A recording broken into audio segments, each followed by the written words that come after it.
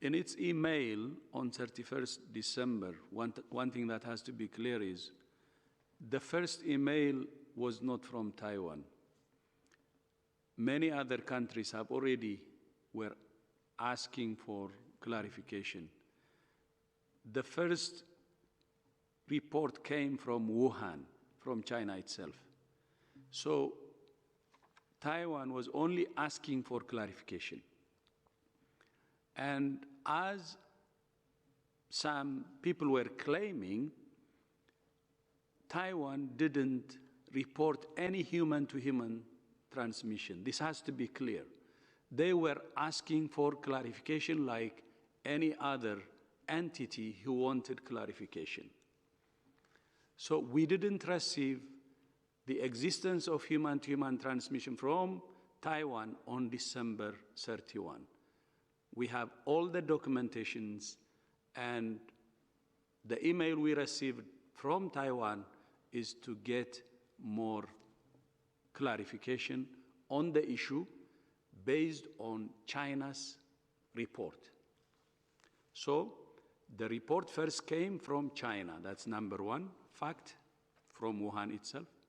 Second, the email from Taiwan, like other entities, was to ask for clarification, nothing else.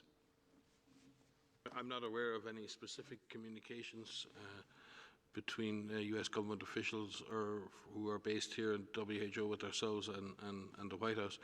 I am sure there were many warnings because WHO itself was clearly putting out information on this event since the very beginning. I'd be surprised if there weren't some science-based discussions going on around the implications of this event. In fact, I'd be quite shocked if there weren't. But I do know, what I can tell you is that we, as WHO, since the 1st of January, and we've had 15 US government secondees embedded in our program specifically on COVID.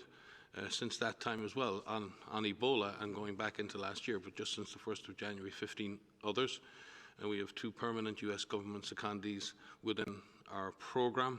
So in effect, there are many, many, many US government employees for whom we are extremely grateful, who work with us and have worked with us in the front line, in the trenches, in the back line, in our epidemic intelligence, in our verification, in our risk assessment, in our risk management, in our innovation.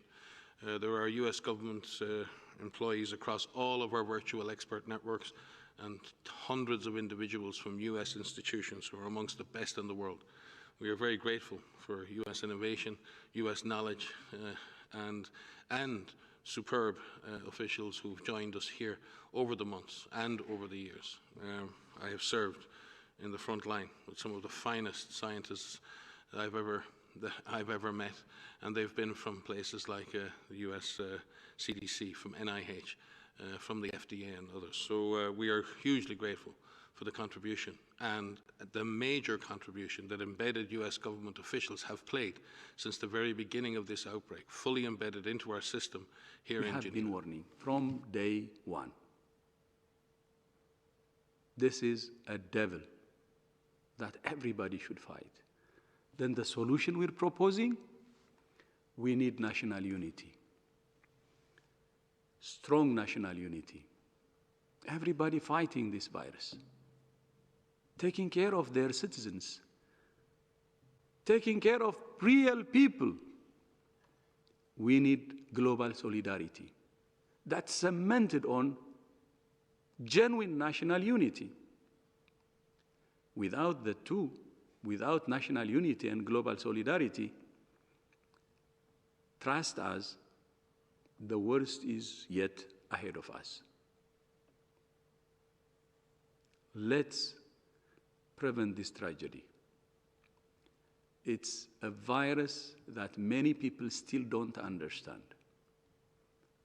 Many countries are very developed, putting the wrong conclusions because they didn't know it and got into trouble. And we warned even developed countries saying this virus will even surprise developed countries. It did. We said that. It will surprise even wealthy nations. We said it, it's on record. Let's stop additional surprises. Let's stop tragedy. Hundreds of thousands now dying is serious. Even one life is precious. Let's say enough is enough.